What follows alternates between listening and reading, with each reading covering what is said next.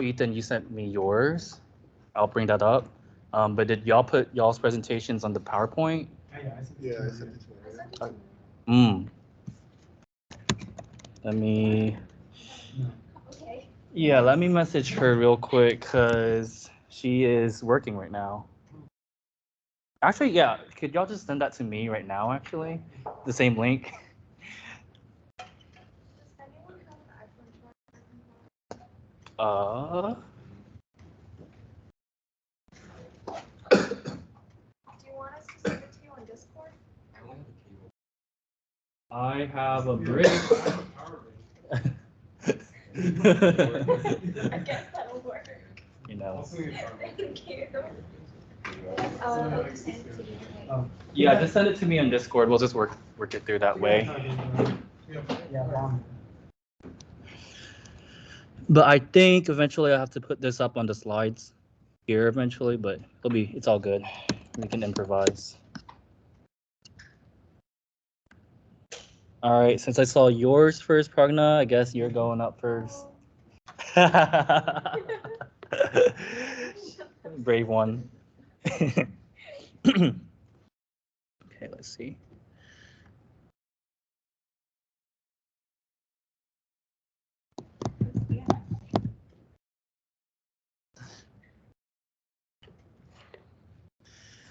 Okay, computer-aided design. Awesome.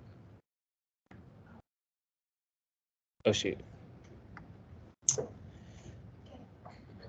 Where's the present button? Where's the present button? You haven't used PowerPoint in 5,000 years. See, no, it's right here, I think. No? No?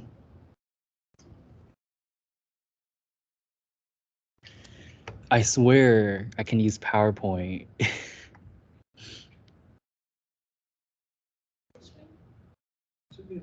Yeah, it should be at the top somewhere. Yeah, play from start. Yeah, there you go. Oh, no, not presenter view, not presenter view. It should be, wait, I think that was actually it. But there's only one slide, so we're good. I sent you an image. Is that okay? An image? Yep. At this point. All right, I'll be in the audience. Okay, actually, hold on. Let me get something right. My trusty iPad.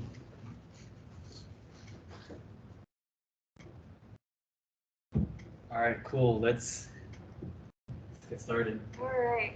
So CAD, computer-aided design, is typically used by engineers, and it's basically creating a 2D or 3D model of basically any physical object, from doorknobs to rovers.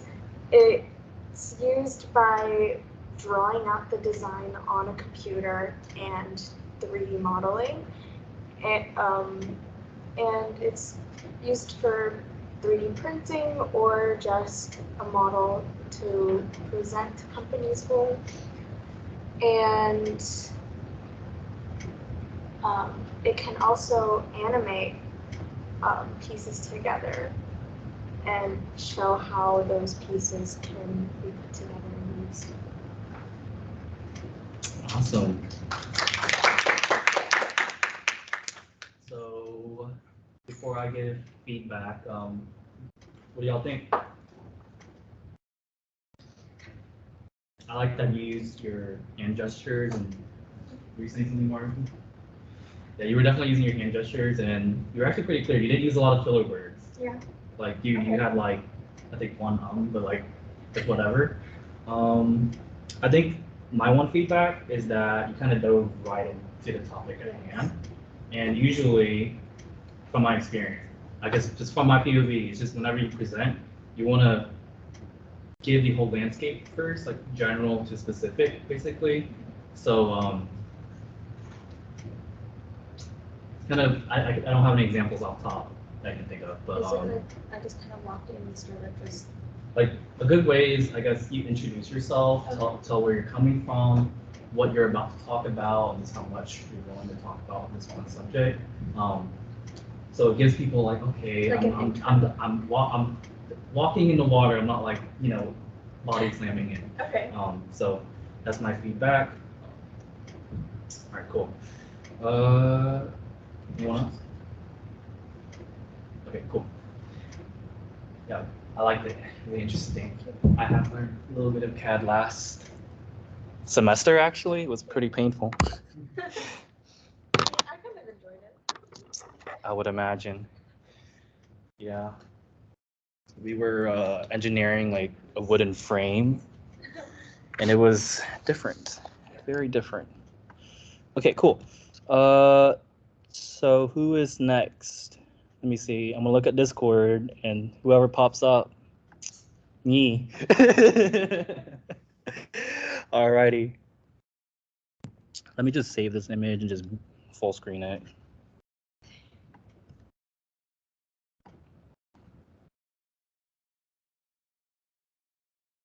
Gonna do this.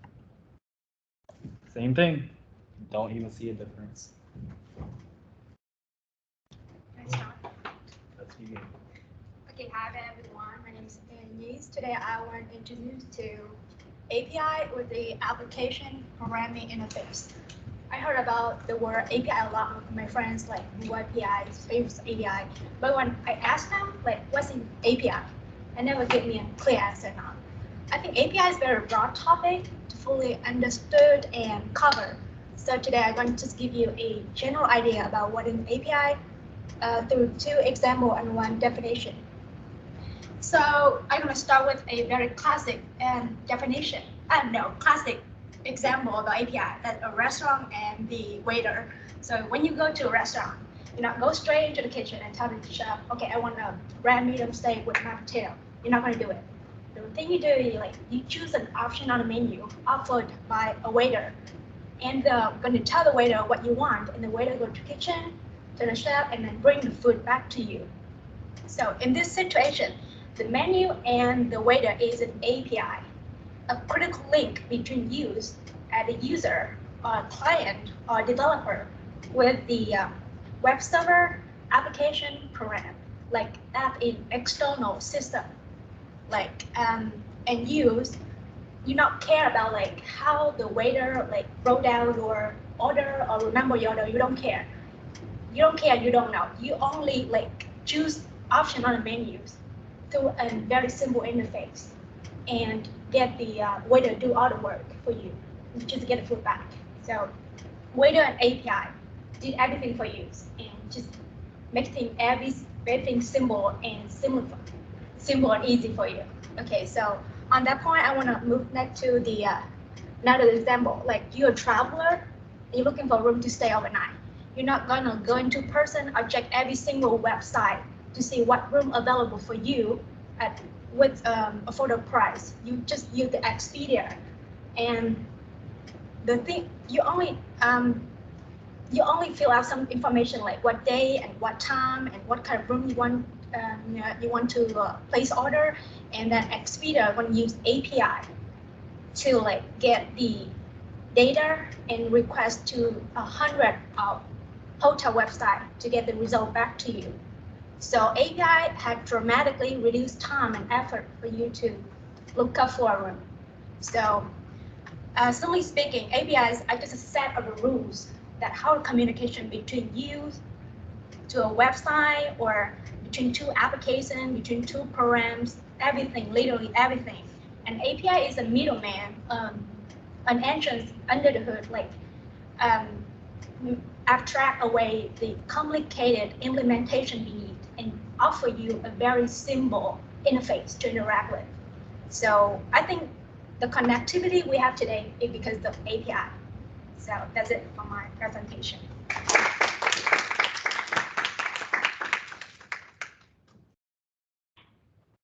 Awesome. Any feedback? I believe you.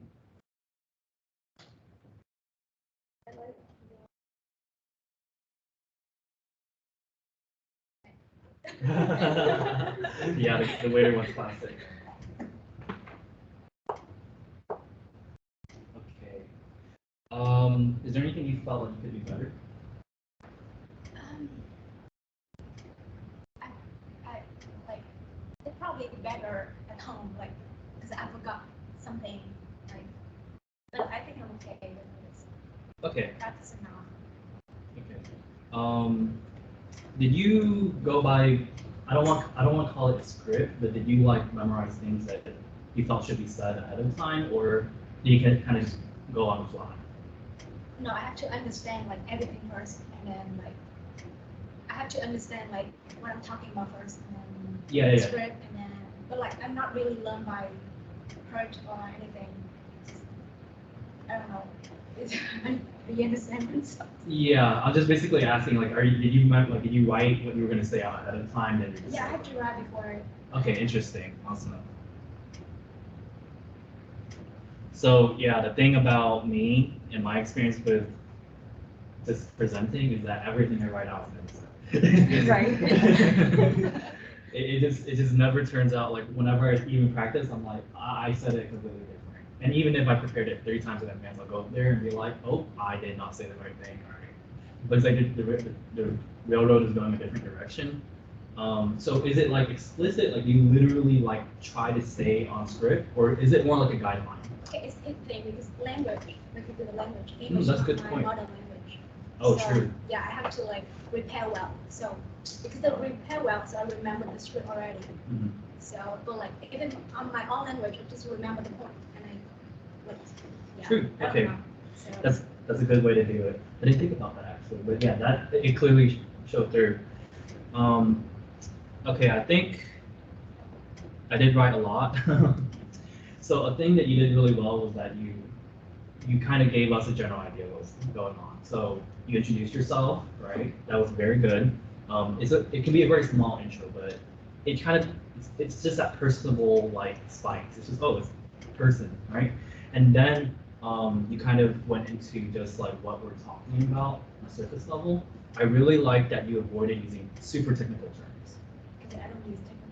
I don't know Yeah, it. so you weren't like, so we're making an HTTP request to this web server, this Apache web server, blah, blah, blah, blah, blah, blah, right? You were just like, this is what is mainly going on, which I really like, because it's understandable to most folks. You go up to a board of engineers, they're all with different backgrounds. You're like, so we connected to this XYZ 125.100 web server, like maybe 3 of them might be like, oh yeah, I know what's going on there, right? So I really like that you did that.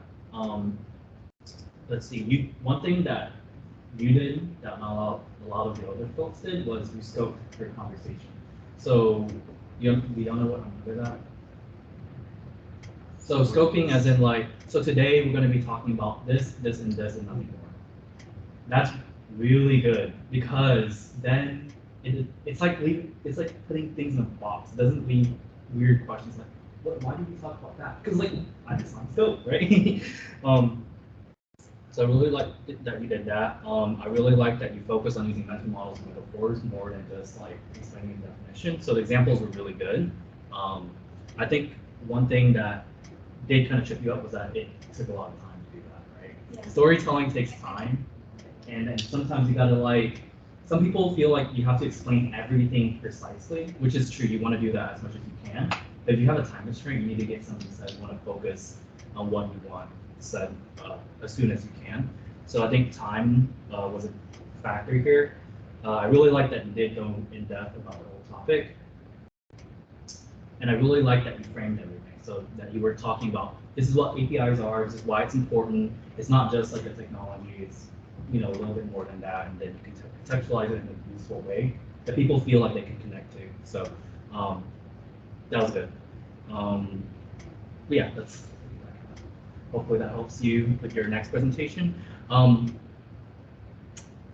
Yeah, I think you just gotta practice more in terms of like improvement, I guess, so that whenever you are up there, you stumble a little bit less, and then you just able to. That just comes with practice. And this is just a short 1-minute presentation. All right, cool. Anything else, folks? Cool. All right. By the way, whenever I'm giving feedback, again, it's just one point of view. I'm sure Maria and Hussein and Chandra may have different opinions, so take all of our advice differently. Okay, where's my mouse? There you are. Who's next? Going on Discord. All right, Mario.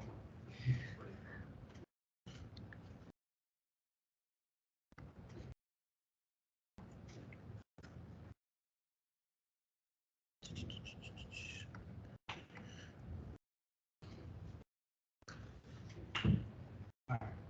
Hey guys, I'm Mario, and today I'm going to talk about open source software.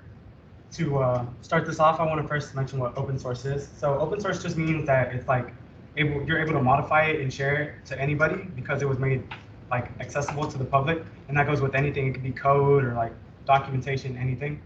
And then we have our code, which everybody knows what that is. So let's say we upload our code to GitHub and we make it public. And this means we want it open source that like anybody can share it, take it, modify it. They can like create their own app with our app and like turn it into their own. As compared to a closed source, which means like only the development team working on the app has access to it, and they're the only people that can see it.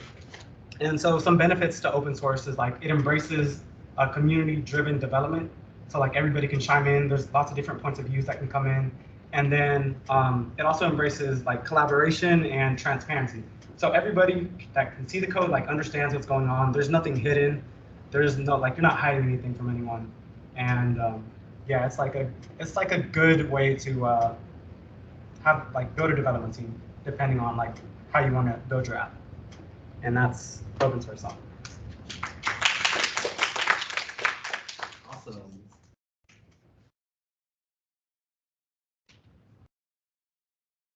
All right, cool. In the room for feedback. It's very concise.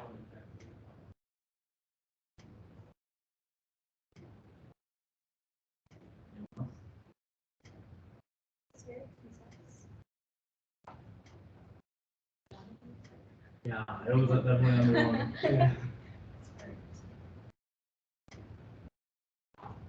Cool. I guess I'll give my feedback. Yeah, that's pretty much what y'all said. You had really good eye contact. That's something I can't do very well because like once you're up there, you start looking at people's faces and then they look back at you. Right. Oh. I think I scared. Okay. I really like that you contextualize it. Again, it's not just a technical topic. You're like, this is why it's cool. This is the benefits. So the effects I really like. You definitely cut it short and sweet. You didn't go overboard on the technicals. Like, oh, we forked a blah blah blah blah blah. Like, you just focus on the topic at hand. I really like that. What do you feel that you couldn't do well? Maybe like talking over code. I feel like I go way too fast. I relate to that. That's one of my biggest problems. Too. I start like speeding through things. But yeah, you did really good. Don't be slower. Get more. We need to slower. Yeah, you. I think you were pretty on pace, but yeah. Did you feel nervous at all? Yeah. Did any of y'all feel nervous like going up there? Yeah. Well, you still know, but when you like public speaking now or.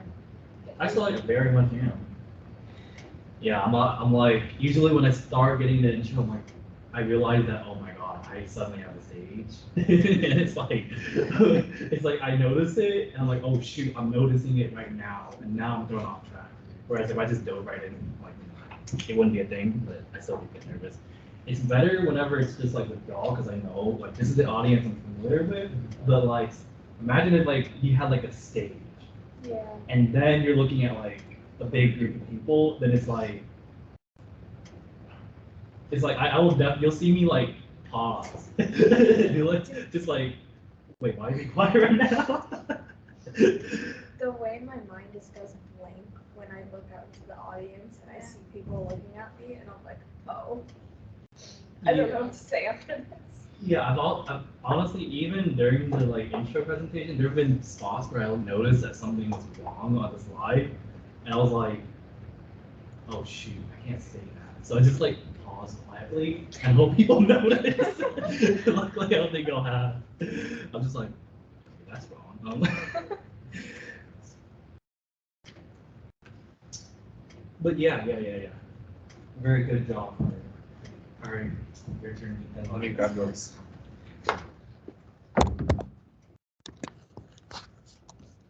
Y'all came pretty ready. There's one thing that pretty much no one did, and I'll let y'all in on like what that thing is later.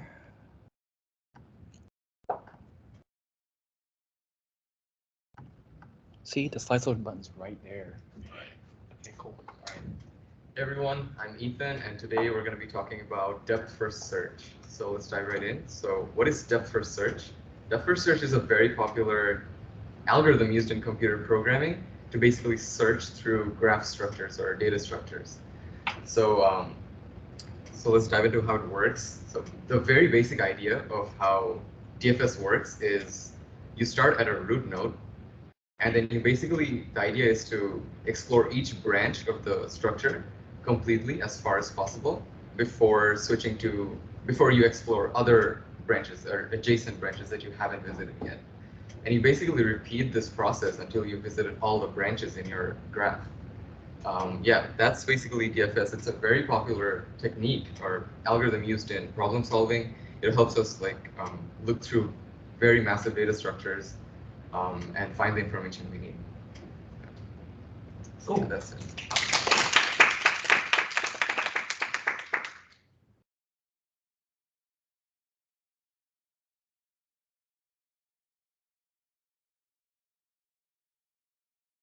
All right, let's say the same script. All right, couple things.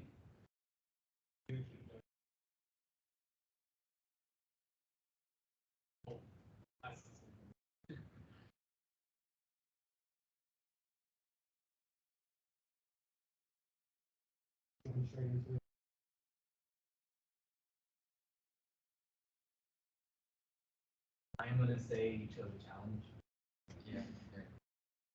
And that it's really hard to explain this not in a technical way, but like also technical at the same time. So that was definitely a challenging one. I think you did pretty good for that, knowing that the audience that you're working with. I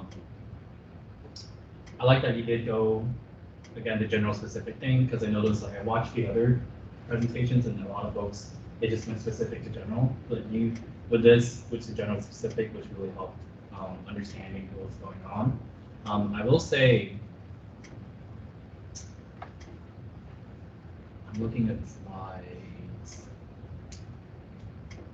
I don't know. I think it's different because we're for the context of this presentation, it's like a single slide. There's only so much on there. But I guess just in general for slides, text walls turn off. Whenever I see them, I'm like, okay, like subconsciously something in my brain just triggers, and I'm like losing a little bit of attention. But in this case, I mean, I get it, so it doesn't have that much of an effect on me. But it's something you want to be aware of. So whenever you make these slides, they should. This is once you're way more experienced, like literally on the stage mode. The slides are just background for your performance, basically. So you do want to be aware that it could be a lot of text, but It is a lot of text. yeah. Let's see. I noticed that you did use a bit of terminology, like root node, adjacent node, branches, and splits between all that. And I think it's a okay assumption to make that most of us know a little bit of what that is, but there is a thing where you can make like that assumption, and you never know for sure, right? So I honestly don't like that. That's why I said it's a challenge. I don't know how you would get around not using those terms. You would probably have to work with this really weird metaphor, which is usually what people do, but it's very. I think you did a really good job in terms of trying to make it not confusing. You didn't like bomb us with the terms, but it was there. So you want to be aware of that. I think a lot of folks in general for a lot of these technical presentations did make that assumption that most of us did understand exactly what each thing was. But in my experience, even with engineers that I've worked with, I'll say something. I'll be like, blah, blah, blah, blah, blah, blah. And they'll be like, I don't know what you're talking about. And here's the thing.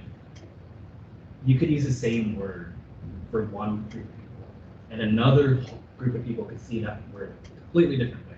So, for example, I'll say like a word to my engineering managers, and they'll be like, dude, what are you doing? You're about to blow up our code base. I'm like, I'm not. I'm just touching this small part. And he's like, you said this. And I'm like, oh no, that's not what I meant. So be careful. Always like when you see a technical like abstract term pop up, be aware that that risk exists. Engineering managers are really particular. I guess the ones I've worked with that have been particular and have used like the wrong technical term, and they're like, we're not doing that. And I'm like, you know, so something to watch out for. You didn't hit at it too hard, but I think you did a really good job considering your topic. I'm really impressed.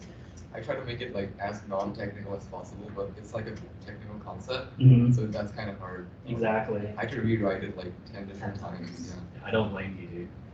I think I think like a metaphor would work, but I do not know. Yeah, that's what I was thinking. I do not know. Like you described it, that like first, like what is it? Like, Graph. you describe that like Yeah, like how you talk about like graph, a tree, like a family tree, like family tree, like you know what I mean? Like it's hard to come up with a metaphor. That is the challenge. That is the true challenge for this kind of topic. But luckily, it's likely like you would never have to explain to this to a non-engineer. You go up to like marketing and try to explain this, they'll be like, okay, cool, we're not doing that. What did you feel that you could be improving on? I feel like I just lost what I had to say. I got like off track a bit, and I just want to be like more planted with art. That's what I'm gonna say.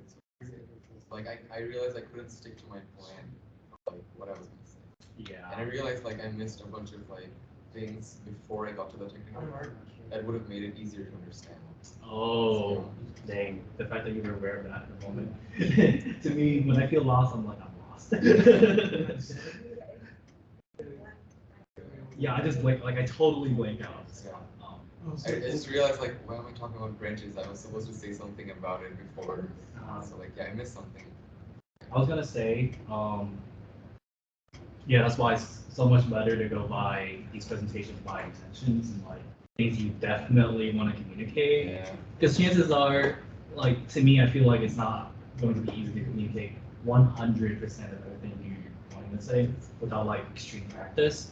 So it's just good to focus on what at least getting like covering the net as much as possible, and then you'll be able to communicate what you want.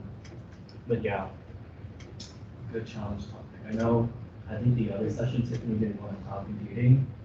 That was a very big challenge topic. She didn't even know like the details. I was pretty impressed that she even went for it. But yeah, good job. Okay. I think when Pragma comes back, I can ask her. And then you gotta go next. Yeah. Okay, cool. Should I go right now? Let's wait a little bit till Pragma comes back.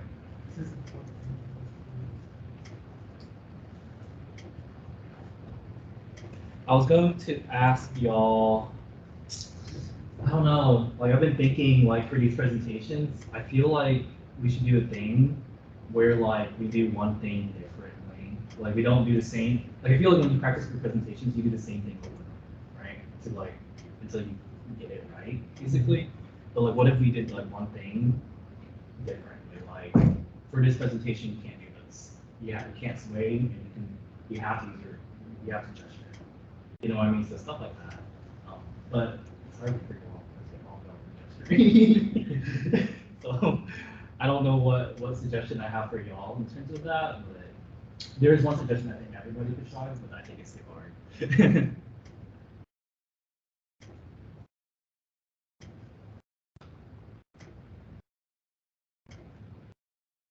What's one thing that y'all would like to try in terms of like a presentation?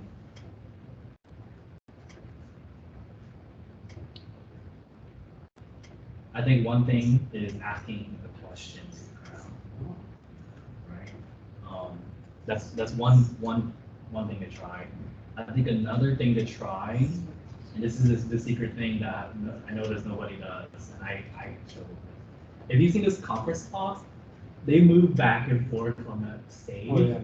I'm like, y'all not like shaking right now. They're just like walking back and forth in that thing like it's nothing. Yeah, with confidence. Yeah, the walk is very powerful. And then another thing that I noticed is, I don't know if you can just do this. It's projecting your voice. So you're not like just speaking. You're like you control the room at that point with your voice. But now that's just getting theatrical. I kind of want to try like presenting but not being able to look at the slide. Oh yes. Because like sometimes when I blank out, right, I'll just look at the slide just to get something to say. Oh, I do too. I completely do. Okay, Progna's back. Before we get to Paul, I think Progna, I did not ask you. What's one thing that you wanted to improve in your presentation? Yeah, I kind of went into the presentation a little bit. So like, I did do pre-planning on like what to say for each bullet point, but when I got up, I just kind of went blank and said whatever came to my head. Mm-hmm. I want to be able to like have more structured presentation. There's actually, yeah, I was going to say a lot of these presentations are pretty structured. Okay. Yeah, keep on going. Yeah, and that's about it. I don't think I made eye contact with anyone. Oh my goodness, that's another good one. We were talking about the things that we would do differently. Yeah. You have to stare at 3 different places. I stared at the wall. So yeah, eye contact, that's another thing. Okay, cool. I will be getting another call in about 20 minutes. Is it fine if I pop out and like take it in a minute? Yeah, in 20 minutes, right? Yeah. Okay, let's do Paul's presentation real quick, and then we can do our Jira ticket bash. Okay, and Paul, did you send it to me? Yeah. Okay, let me see.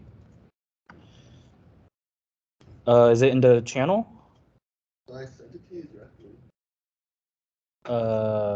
Was it before?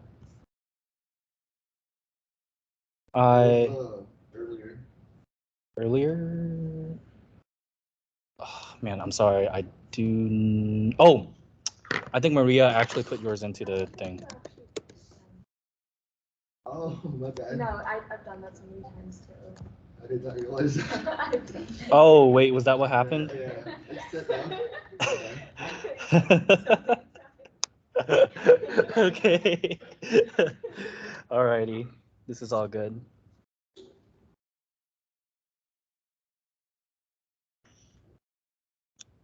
Okay. Present.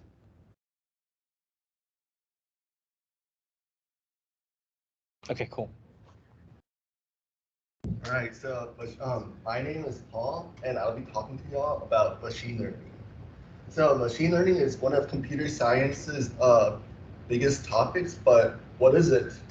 So to put it simply, you can say that machine learning is a style of programming where you train your program to do what you want the program to do instead of explicitly telling your program telling it to do something. So for example, you have apples and oranges, and you want your program to differentiate between apples and oranges. So what you do is you give your program examples of what an orange is and what an apple is. And the more example you give your program, the better your program is going to be able to differentiate between an apple and an orange. Another example is stock market prices. So the more past stock prices you give your program, the better it is able to be gonna predict future prices of the stock prices. So that's basically what machine learning is in a nutshell. Awesome.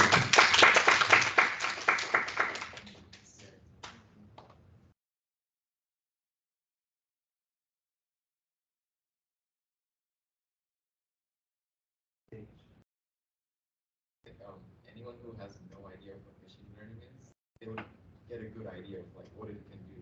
So, I yeah, like it was the- good. I like the simple example and like the real world. Mhm. Case. So we like to Yeah. understand It was easy to understand. how we process it. Yes. Any feedback? Okay, okay. Yes, I think one thing, I do agree with that one, that all y'all's feedback. I think one thing that you did do was that I think you threw in a hook. It's Like, like, what is it? yeah, like, oh, it's this really popular thing that everybody knows of. But what is it? Blah, blah. So then you're like, ooh, okay. You're like answering the question that's deeply knit in my head. I do like that you brought up the idea of like, so he didn't just throw out examples. He threw out an easy example and then a real world example. I didn't notice that, but you did, which is true. Like you did do that, and it does show the idea more practically. So I think you did really good in that department. And then you did gesture a lot because everybody here did gesture, so we can't use that one in terms of the tricky improvements. I have to tell myself to gesture whenever I practice presenting, so I guess they're all different.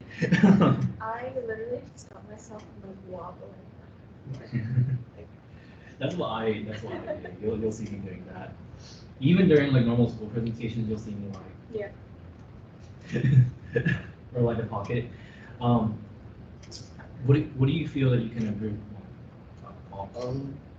I feel like as I got more nervous, like my pronunciation got worse and like I stumbled on like some words. So like I feel like I could work on like being more in control like mentally.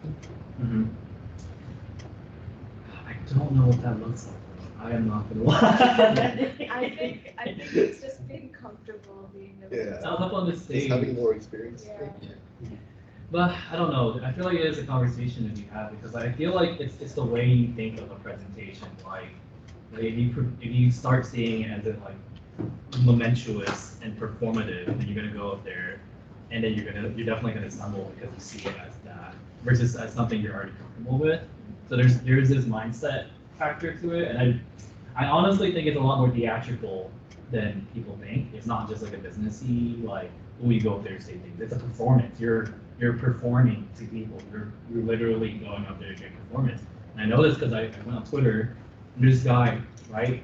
He said he had 300 slides for like 20-minute like presentation, and you're like, I wonder what he must be doing to do that. But what he's doing is that so I don't know if y'all taking business comms yet, but like in my business comm class, one of the most illuminating things that I learned was like the slides are just like, it's like a video in the background. It's just like something you do. So you just walk back and forth and you play. You don't even know that there's a slide in the back, you're just playing. And the information follows your speech, which is like crazy to me. That's how I know that it's definitely performative, but that guy, he's just like talking, just clicking. I'm just like, I can't believe you even remember which slide number you're at when you're doing that. But like, yeah, that's why I don't know. Bringing up mindset is a really interesting conversation. I can't tell just how much theater is involved, but I'm pretty sure if you learn a little bit of it, like it could help with the stage fright factor, I guess. I don't know, but yeah, being more in control of your mental state while you're up there. Impressive. I noticed that like maybe we should learn how to like pause, because like for me, when I start stumbling text, I'm just like, oh, like 5 times in a row before I get it right. And it just gets worse because like you realize that you messed up 3 times in a row. So it's like a roller coaster that only goes down. So that's how I see it in my head. So like maybe being aware of that can make it worse. I don't know. But there is a thing where you just like don't say anything and then you continue on. I feel like that's kind of powerful. Maybe that's a thing that we could just do. like randomly just pause during the presentation, like let it attack you, so that you get used to it. You know what I mean? I think we make it too big of a deal when we mess up. Like, it's Yeah. okay to mess up. We just Exactly. Stop and then continue. Exactly. We mess up when we get in our heads and like start thinking negative. I know. Yeah, this is very true. That's definitely me. At some point in high school, I watched a lot of TED Talk videos and like just like watched them give a presentation and the way they just like gracefully do anything. I know, right? It's like, that's why that's what I'm telling you. It's very theatrical. it's so yeah. It's very theatrical. I've been meaning. That's why like the speech professor I was with, I was just like, I need to know what you're doing, but I kind of don't trust you because she was just too unnaturally right. You know what I mean? Like she didn't do anything wrong. She would present exactly what like all the check boxes are ticked. Right. And I'm just like, man, I really like what you're doing, but at the same time, it's scary. It really is just like understanding like Yeah, what's good for yourself and like going through it, I guess. exactly. So,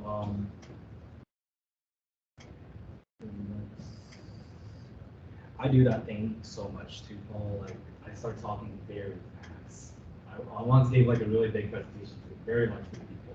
And I was like, funny? They're like, no, we couldn't even understand you because you were like, I was like, well, good, you didn't listen to me at all. I hope that you were hearing it.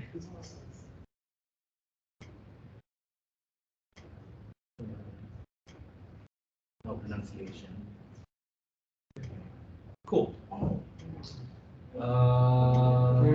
I think that's all I have to say. Is there anything else folks feel about the whole thing in general?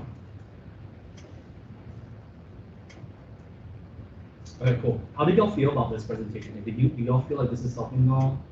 Yeah. Yeah, definitely. Good, good. We're giving y'all space to mess up. Trust me, there's not enough of those opportunities. Because like for me, even in like high school and college, like presenting was like a once in a semester thing. Yep. And then when you guys told us that we were doing a presentation every other week, it's like, oh, I'm gonna get like I just think people just don't get a lot of opportunity to present. So like when they said that presenting, they're Yeah, Stay it that only way. matches the experience that we're Yeah. getting. This is very true. Yeah, I would definitely agree.